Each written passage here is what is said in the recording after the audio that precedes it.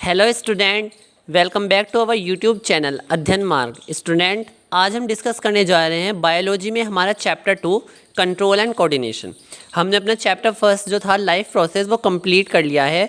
आप उनकी previous video में जाके देख सकते हैं। उसके बाद आज हम अपने स्टार्ट करने जा रहे हैं next chapter which is chapter number 2 control and coordination. So without wasting any time let get started. सबसे पहले जो हमारे चैप्टर का नाम है कंट्रोल एंड कोऑर्डिनेशन, इन दो वर्ड से ही हम अपने चैप्टर का पूरा सेंस समझेंगे कि बेसिकली इन चैप्टर का नाम कंट्रोल एंड कोऑर्डिनेशन है। तो इस चैप्टर में हमें क्या पढ़ना होगा, कंट्रोल और कोऑर्डिनेशन का हमारी बॉडी में क्या यूज़ है। सबसे पहले कंट्रोल वर्ड का मीनिंग आप सब जानते होंगे, नियंत्रण, और कोऑर्डिनेशन वर्ड का मीनिंग होता है तालमेल। यानी कि किसी काम को करते वक्त आपको एक तो उसमें तालमेल की ज़रूरत है, यानी कि आपको उसका एक बैलेंस बना के रखना है, और एक कंट्रोल, आपको नियंत्रण की ज़रूरत है। सबसे पहले अगर हम बात करें, जैसे हम स्टडी करते हैं तो स्टडी में बेसिकली अगर हम कोई हमें लेक्चर दे रहा है, कोई टीचर पर्टिकुलरली, तो हमारा एक तो कंट्रोल होता है हमारे हैंड पे कि जब वो कभी कुछ बोलते हैं तो हम उसे राइट डाउन करना स्टार्ट कर देते हैं। उसके बाद कोऑर्डिनेशन हमारा उसमें किस किस चीज़ का होता है, हमारे ब्रेन का। सबसे पहले तो ब्रेन का ही कोऑर्डिनेशन होगा, क्योंकि जब ब्रेन हमारा सुनेगा जो टीचर कह रहे हैं तभी तो हम कुछ लिख पाएंगे। उसके बाद फिर जो हमारी आइज़ हैं वो देखेंगे, अगर कोई इंपॉर्टेंट पॉइंट हमारे टीचर ब्लैक बोर्ड पर लिखवा रहे हैं तो वो सब कुछ क्या है, वो एक हमारी पूरी प्रोसेस है जिसमें हमारे जो बॉडी के डिफरेंट ऑर्गन हैं वो एक साथ वर्क कर रहे हैं। किसके साथ? बहुत ही ज़्यादा एफिशिएंसी के साथ वो एक साथ वर्क करें। किसकी मदद से? कंट्रोल और कोऑर्डिनेशन की मदद से। तो इसलिए आज हम इस चैप्टर में पूरे ब्रीफली डिस्कस करेंगे कि हमारी बॉडी में कंट्रोल एंड कोऑर्डिनेशन की ज़रूरत क्यों है, और इसे करने से हमारी बॉडी में हर एक कार्य किस तरह से अच्छे से होता है। सबसे पहले हम अपने एक फर्स्ट क्वेश्चन से स्टार्ट करते हैं। Question number 1, what is the need for a system of control and coordination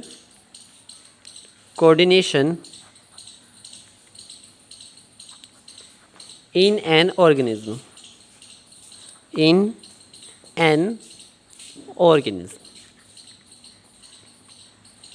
तो चलो देखते हैं ये क्वेश्चन। मैं आपको इसकी हिंदी बता देता हूँ। ये क्वेश्चन है, what is the need for a system of control and coordination in an organism.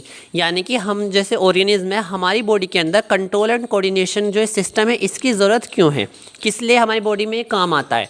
तो चलो डिस्कस करते हैं। So, the body of multicellular organism have a number of organs. The function of these organs are interlinked. यानी कि जैसे कि हम सब जानते हैं, the body of multicellular organism, यानी कि ऐसे ऑर्गेनिज्म जो मल्टीसेलुलर होते हैं उनके अंदर a lots of organs होते हैं। Organism have a number of organs,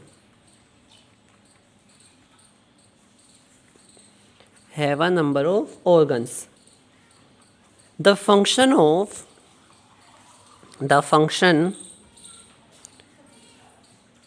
of these organs are interlinked,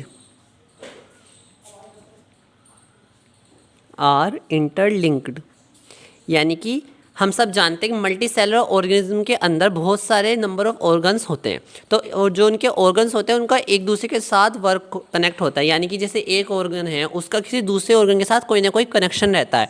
तो इसलिए हमारी बॉडी में कंट्रोल और कोऑर्डिनेशन की नीड रहती है, जिससे हमारा हर एक ऑर्गन अच्छे से वर्क कर सके। ओके स्टूडेंट, तो ये तो हमने पता कर लिया कि हमारा जो चैप्टर है उसका मेन मोटिव क्या है। अब इस चैप्टर में कुछ सम बेसिक टर्म्स आएंगी, उन बेसिक टर्म्स को भी हम पढ़ते हैं। सबसे पहले some basic terms.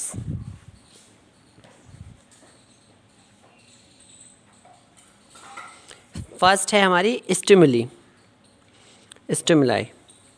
Second receptors, and third effectors. Third है हमारी effectors.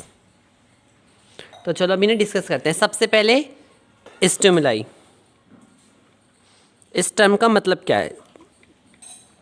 The change in the environment to which the organism respond and react are called stimuli.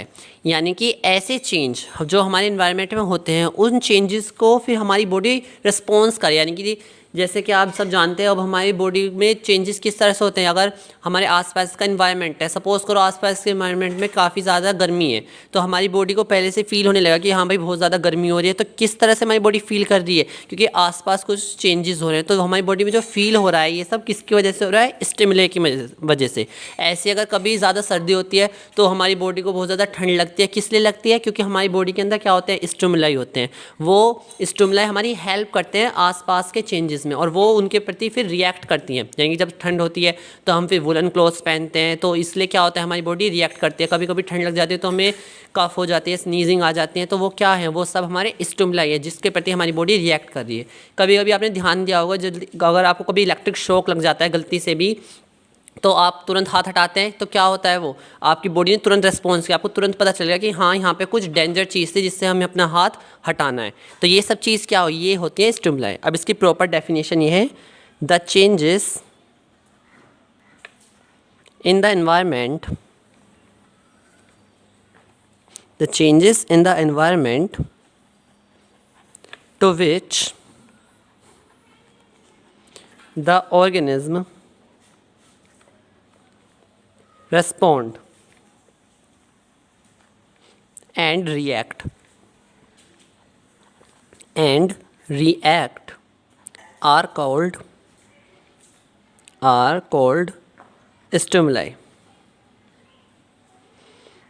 Okay student, तो आपको पता चल गया स्टिमुलाई का वर्ड का मतलब क्या होता है। ये मतलब होता है इसका कि कोई भी चेंजेस जो हमारे इन्वायरमेंट में होते हैं और उन चेंजेस के ऊपर हमारी बॉडी जब रिएक्ट और रिस्पॉन्स करती है उसको ही हम क्या बोलते हैं, स्टिमुलाई बोलते हैं। यानी कि कोई भी चेंजेस हो रहा है उसके प्रति हमारी बॉडी रिएक्ट कर रही है, रिस्पॉन्स कर रही है, तो इसका मतलब हमारी बॉडी के अंदर स्टिमुलाई है और हमारी बॉडी उसको रिएक्ट करती है, तो वही क्या कहलाता है, स्टिमुलाई कहलाता है। नेक्स्ट है हमारा रिसेप्टर्स। इसके कुछ एग्जाम्पल हैं जो स्टिमुलाई के हैं, वो हैं हमारे लाइट। यानी कि जब ज़्यादा लाइट आती है तो ब्राइट लाइट होती है तो हमारी आंखें जो होती हैं वो एक तरह से एकदम बंद हो जाती हैं, तो वो क्या हुआ, वो भी एक स्टिमुलाई हुआ। तो लाइट एक तरह से स्टिमुलाई। हीट होता है, जब गलती से हमारा हाथ कभी गर्म प्लेट पे लग जाता है, कहीं किसी गर्म चीज़ से टच हो जाता है तो हम अपना हाथ एकदम हटाते हैं, तो वो हीट भी क्या हुई, एक तरह की स्टिमुलाई हुई। साउंड, ज़्यादा तेज़ आवाज़ आती है तो उससे भी हमारे ईयर्स को नुकसान होता है। उसके अलावा स्मेल, तो ये सब क्या हुआ, ये हुई हमारी कुछ स्टिमुलाई। नेक्स्ट है हमारी रिसेप्टर्स।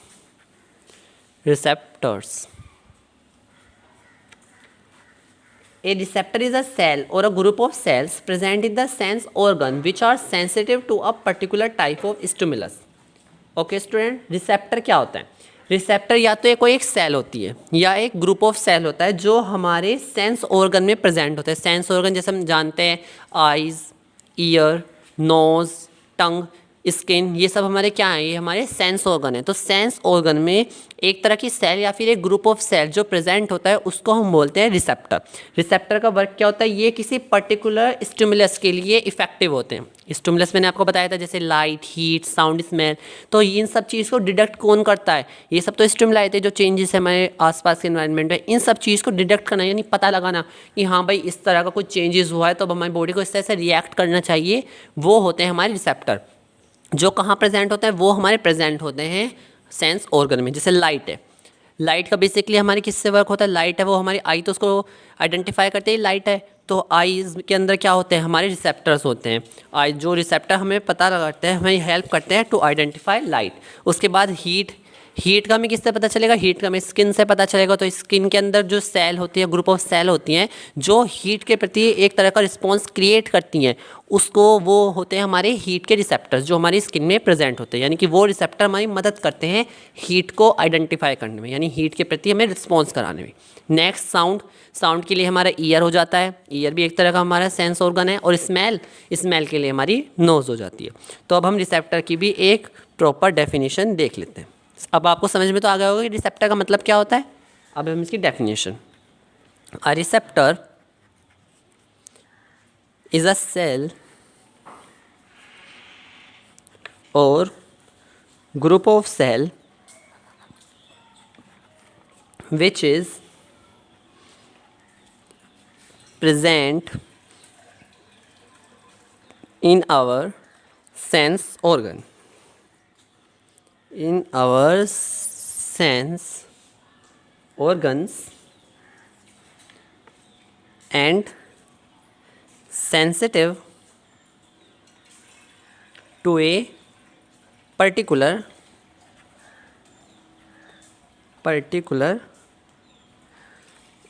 stimulus. इसके भी एग्जाम्पल है, जैसे लाइट के लिए, साउंड के लिए और स्मेल के लिए. लाइट के लिए, साउंड के लिए और स्मेल के लिए. ओके स्टूडेंट, तो आपको पता चल गया स्टिमुलाई क्या होते हैं. कोई भी चेंज जो हमारे इन्वायरमेंट में हो रहा है उसके प्रति हमारी बॉडी रिएक्ट करती है. तो वो चेंज हमारी लाइट, हीट, साउंड, स्मेल. उसके बाद रिसेप्टर होते हैं कि उन चेंज को आइडेंटिफाई करने वाले सेल और ग्रुप ऑफ सेल ही हमारे रिसेप्टर्स कहलाते हैं. ओके स्टूडेंट, अब जो हमारी लास्ट थर्ड है इफेक्टर्स, उसको भी अब हम डिस्कस कर लेते हैं. Effectors.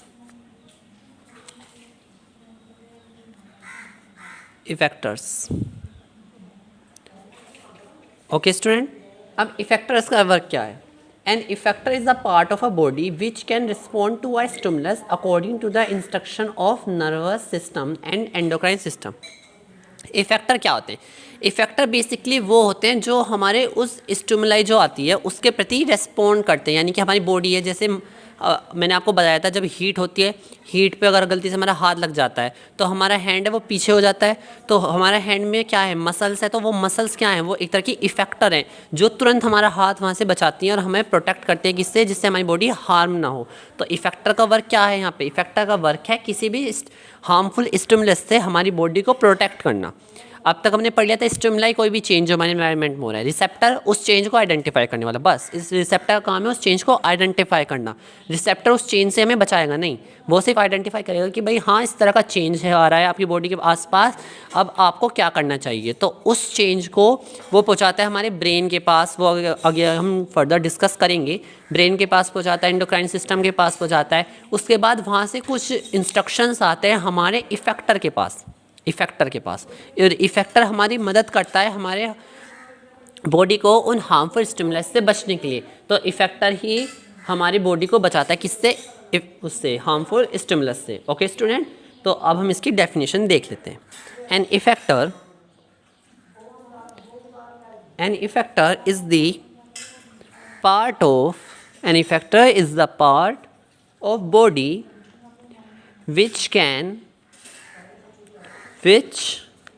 can respond to stimulus according to the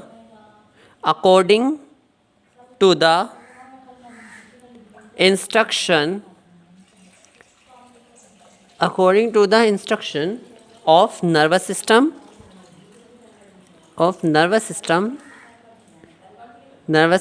and endocrine system.